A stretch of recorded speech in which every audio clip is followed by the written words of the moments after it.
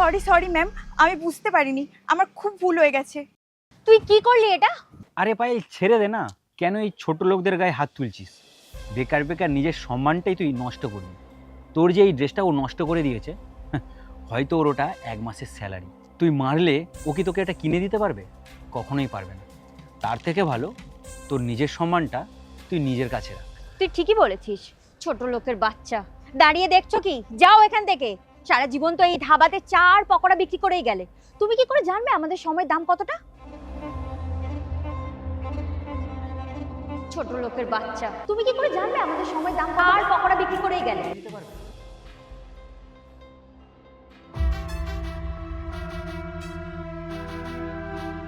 আমি জানি না আপনাদের সময়ের দাম কত। আশা করি 1 ঘন্টায় এর থেকে বেশি টাকা আপনারা রোজগার করেন না। আর আপনি কি বলছিলেন আমি ছোট লোক? আর এই ছোট লোক হয়েও এই ধাবার মালিক আমি। হ্যাঁ, আমি চা পরোটা এসব বিক্রি করি। এসব বিক্রি করা কি ভুল? এগুলো বিক্রি করা ভুল না, কিন্তু তুই একবার ভেবে দেখ, তোর বাচ্চারা বড় হয়ে এরকম পরোটা জিলিপি বিক্রি করবে, সেটা তোর ভালো লাগবে তো? আপনি কিছু মনে করবেন না। আচ্ছা, আপনার স্যালারিটা কত? 50,000 টাকা পার মান্থ, 1 বছরে 6 লাখ টাকা। তাহলে তো আপনার কাজের থেকে আমার কাজ অনেক ভালো। সেটা কি করে হয়? দেখুন, আপনি হয়তো 10 বছর আগে চাকরিটা শুরু করেছেন, আমিও তেমন এরকম ধাবাতেই কাজ করতাম। আমার বেতন ওই 1000 টাকা ছিল, আপনার হয়তো 10,000 টাকা হবে। কিন্তু এই 10 বছর আমি অনেক পরিশ্রম করেছি। আপনি যেমন এমপ্লয় থেকে ম্যানেজার হয়ে গেছেন, তেমন আমিও এই ধাবার মালিক হয়ে গেছি। আপনার স্যালারি হয়তো এখন 50,000 টাকা হবে, কিন্তু আমি মাসে 1 লাখ টাকার থেকেও বেশি ইনকাম করি। কিন্তু তা বলে আমি এটা বলতে চাইছি না যে পড়াশুনোর কোনো দাম নেই।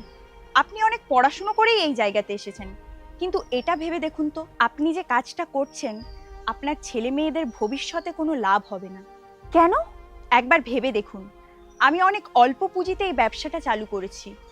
আমার ছেলেকে এই সমস্যার সম্মুখীন হতে হবে না, আমার ব্যবসাটা আমার ছেলেই পাবে। আমি এতদিন ধরে যে কষ্ট করে দোকানটা দাঁড় করিয়েছি তার লাভটা আমার ছেলেই পাবে। আর আপনি যে কষ্টটা করেছেন তার লাভ আপনার মালিকের ছেলেই ভোগ করবে। আপনার ছেলেকে তো আপনি ডাইরেক্ট ম্যানেজার পোস্টে বসাতে পারবেন না। আপনি যেমন শুরু করেছেন আপনার ছেলেকেও তেমন শূন্য থেকেই শুরু করতে হবে।